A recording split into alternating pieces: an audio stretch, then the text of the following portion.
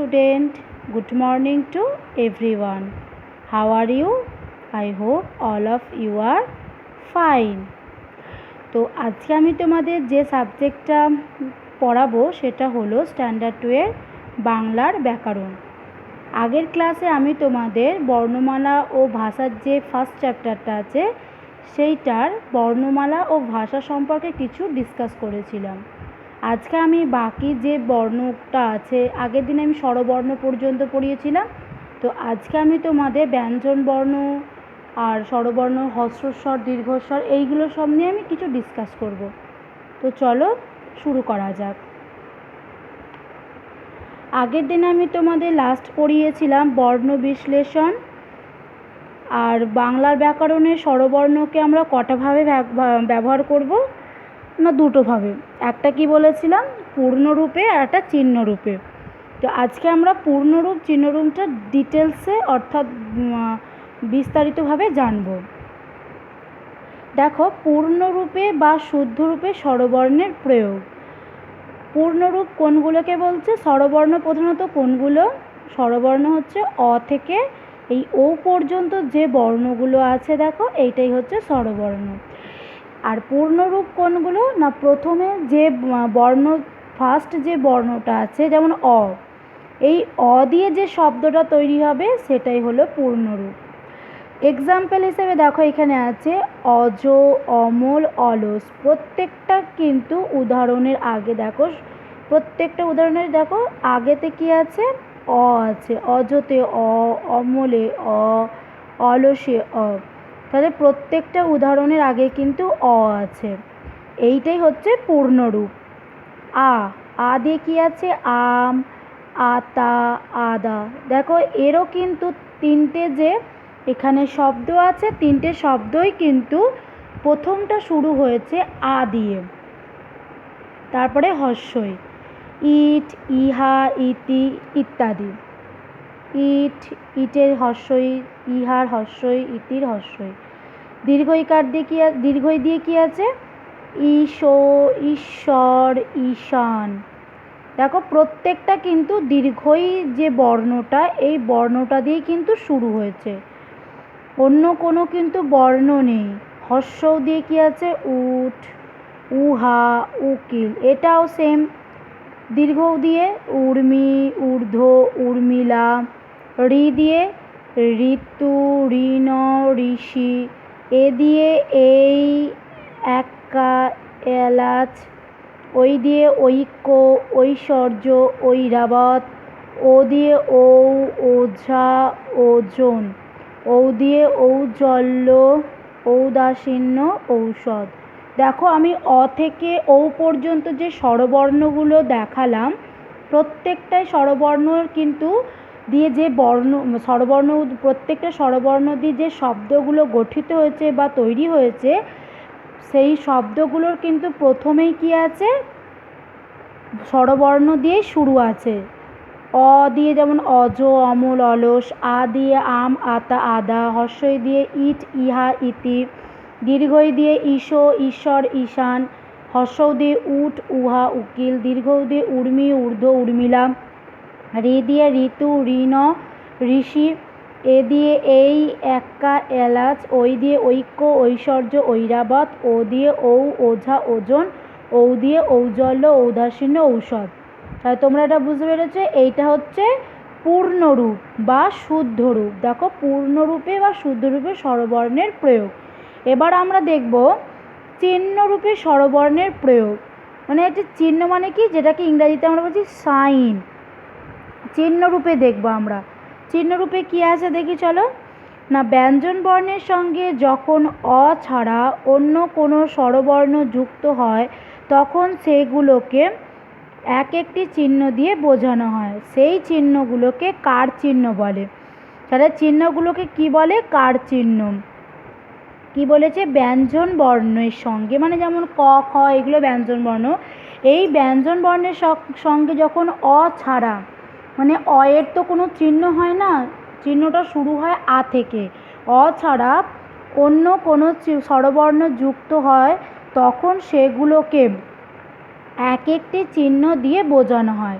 সেই চিহ্নগুলোকে কার চিহ্ন বলে। যেমন দেখো অ এর যেহেতু চিহ্ন হয় না, অ ছাড়া বলেছে অন্য কোনো স্বরবর্ণ, দেখো এর কিন্তু চিহ্ন দেখো এটা আকারের চিহ্ন। তাহলে এটা যখন স্বরবর্ণটা যখন এই আটা যখন ব্যঞ্জন বর্ণের গায়ে, যেমন ধরো মা একটা কি, মটা হচ্ছে ব্যঞ্জন বর্ণ, যখনই তার গায়ে এই আটা যোগ হচ্ছে তখন কিন্তু আ বলে লিখি না, তখন কিন্তু আমরা আ বলে লিখি না, কিন্তু তখন আমরা কি লিখি, ময়ে আঁকা। এই যে আঁকাটা দিচ্ছি এইটাই হচ্ছে কি চিহ্ন, এই চিহ্নটাকে বলছে কার চিহ্ন। তাহলে আকার দিয়ে কি আছে, মা, বাবা, কাকা, মামা ইত্যাদি। হর্ষইকার দিয়ে কি আছে, হর্ষইকারের চিহ্নটা দেখো এইভাবে দিতে হয়, হর্ষইকার, দিদি, হাতি, মতি, তিমি ইত্যাদি। দেখো দিদিতে দেখো হর্ষইকারটা কীভাবে বসেছে চিহ্ন, হাতিতেও দেখো সেম একইভাবে বসেছে। এই গেল দুটো স্বরবর্ণ দিয়ে কার চিহ্ন। দেখি চলো বাকি স্বরবর্ণগুলো দিয়ে কার চিহ্ন। দীর্ঘই, দেখো দীর্ঘইয়ের চিহ্নটা এইখানে দেখো এইভাবে দিয়েছে, হর্ষইয়ের চিহ্ন এইভাবে, দীর্ঘ উয়ের চিহ্ন এইটা, রিয়ের চিহ্ন এইটা, একার এইটা, ঐকার এইটা, ওকার আর ঔকার। দেখো প্রত্যেকটা চিহ্ন কিন্তু আলাদা আলাদা, একটার সঙ্গে একটার কোনো মিল নেই, সবগুলোই কিন্তু সম্পূর্ণ আলাদা।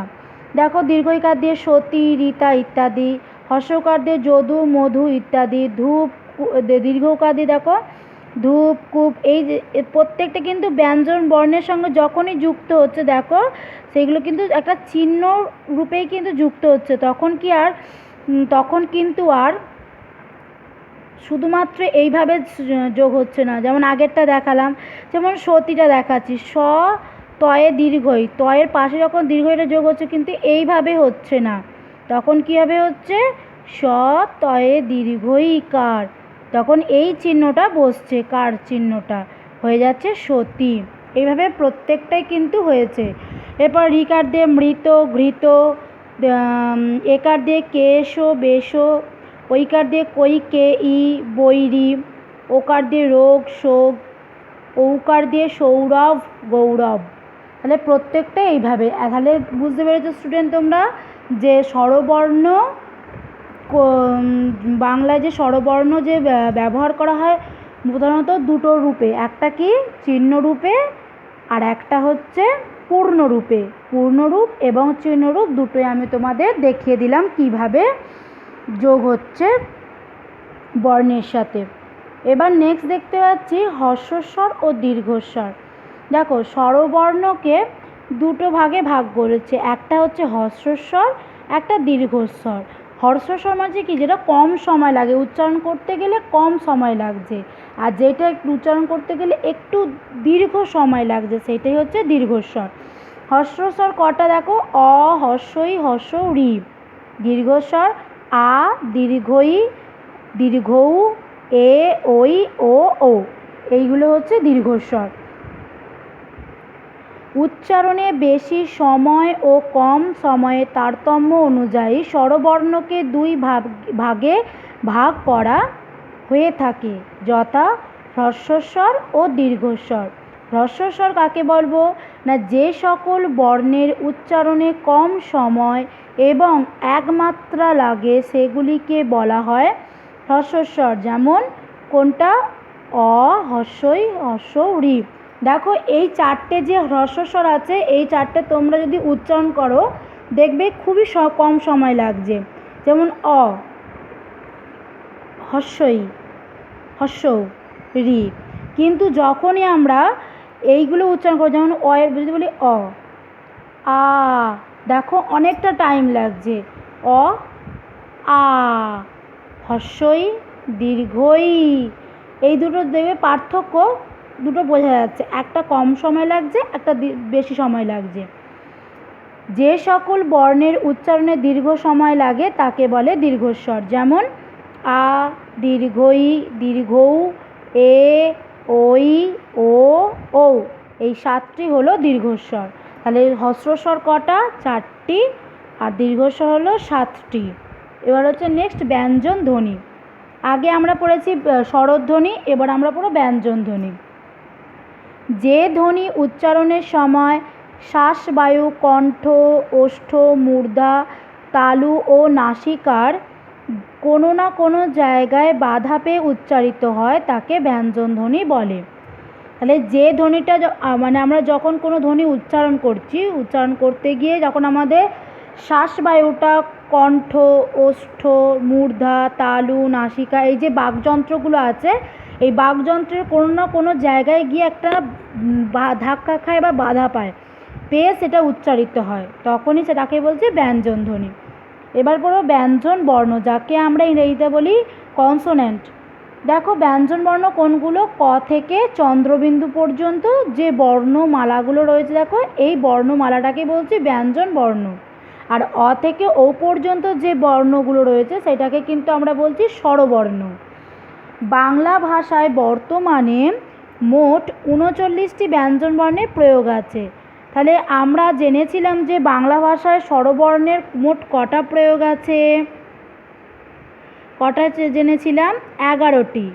আমরা বাংলা ভাষার বর্তমানে যে স্বরবর্ণের প্রয়োগ কটা আছে? না 11টি। আর ব্যঞ্জন বর্ণ কটা জানতে পারলাম? 39টি। তাহলে মনে থাকবে ব্যঞ্জন বর্ণ হচ্ছে 39টি, স্বরবর্ণ 11টি। ব্যঞ্জন বর্ণ কী বা কাকে বলে? যে সকল চিহ্নের দ্বারা ব্যঞ্জন ধ্বনি লেখা হয় তাকে ব্যঞ্জন বর্ণ বলে। মানে যে সকল চিহ্ন দ্বারা যে চিহ্নগুলো দিয়ে আমরা ব্যঞ্জন ধ্বনিটা লিখছি সেইটাই হচ্ছে ব্যঞ্জন বর্ণ। বর্ণগুলি স্বরবর্ণের সাহায্য ছাড়া উচ্চারিত হতে পারে না। যেমন ক, দেখো আমরা স্বরবর্ণ কিন্তু কারো সাহায্য ছাড়াই, মানে কাউকে কিন্তু সাহায্য নিই না, কোনো কিছু সাহায্য না নিয়েই কিন্তু আমরা স্বরবর্ণটাকে উচ্চারণ করতে পারি। কিন্তু ব্যঞ্জন বর্ণটা সম্পূর্ণ আলাদা। ব্যঞ্জন বর্ণতে কিন্তু স্বরবর্ণের সাহায্য অতি অবশ্যই লাগবে। স্বরবর্ণ সাহায্য না থাকলে ব্যঞ্জন বর্ণ কখনোই একা একা উচ্চারণ করা যায় না। আমরা যে কটা উচ্চারণ করছি, দেখো ক লাস্টে কিন্তু অ আসছে, তাহলে এই অটাকে স্বরবর্ণ। তাই ব্যঞ্জন বর্ণের সঙ্গে দেখো স্বরবর্ণ কিন্তু যুক্ত আছে। যদি এই দুটো না যুক্ত থাকতো তাহলে কিন্তু কটা আমরা উচ্চারণ কিছুতেই করতে পারতাম না। তাহলে ব্যঞ্জন বর্ণ কি না? যে সকল চিহ্নের দ্বারা ব্যঞ্জন ধ্বনি লেখা হয় সেটাই ব্যঞ্জন বর্ণ। আর কি না? বর্ণগুলি স্বরবর্ণের সাহায্য ছাড়া উচ্চারিত হতে পারে না।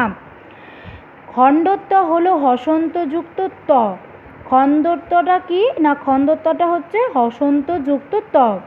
ডয় শূন্য র, ঢয় শূন্য র বাংলায় নিজস্ব বর্ণ। ডয় শূন্য র, ঢয় শূন্য র বাংলায় নিজস্ব বর্ণ। তাহলে বাংলায় নিজস্ব বর্ণ কোন দুটো? না ডয় শূন্য র আর ঢয় শূন্য র। অনুস্বার এবং বিসর্গ স্বরবর্ণের বা ব্যঞ্জন বর্ণের সঙ্গে যুক্ত হয়ে উচ্চারিত হয় বলে এদের বলা হয় অসহযোগ বর্ণ। তাহলে অসহযোগ বর্ণ কোনগুলো? অনুস্বার আর বিসর্গ।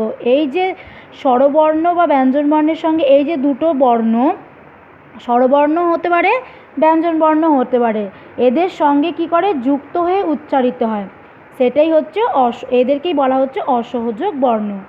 যেমন ধরো কংস, ক অনুস্বার দন্তেশ, কটা কি? ব্যঞ্জন বর্ণ। তার পাশে দেখো অনুস্বারটা বসলো, তাহলে কি হয়ে গেল? কং হয়ে গেল। পাশে আবার একটা ব্যঞ্জন বর্ণ বসলো, দন্তস্ব, হয়ে গেল কংস। যেমন অংশ, যেমন তোমাদের দেখাচ্ছে এইখানে কংস, এটা ব্যঞ্জন বর্ণের সঙ্গে যুক্ত হলো। আবার দেখো অংশ, অটা হচ্ছে স্বরবর্ণ, তার পাশে দেখো অনুস্বারটা বসে তারপরে একটা ব্যঞ্জন বর্ণ বসলো, এটাও একটা উচ্চারিত হচ্ছে। এইটাই হচ্ছে অসহযোগ বর্ণ। কোন দুটো অসহযোগ বর্ণ? অনুস্বার আর বিসর্গ হচ্ছে অসহযোগ বর্ণ।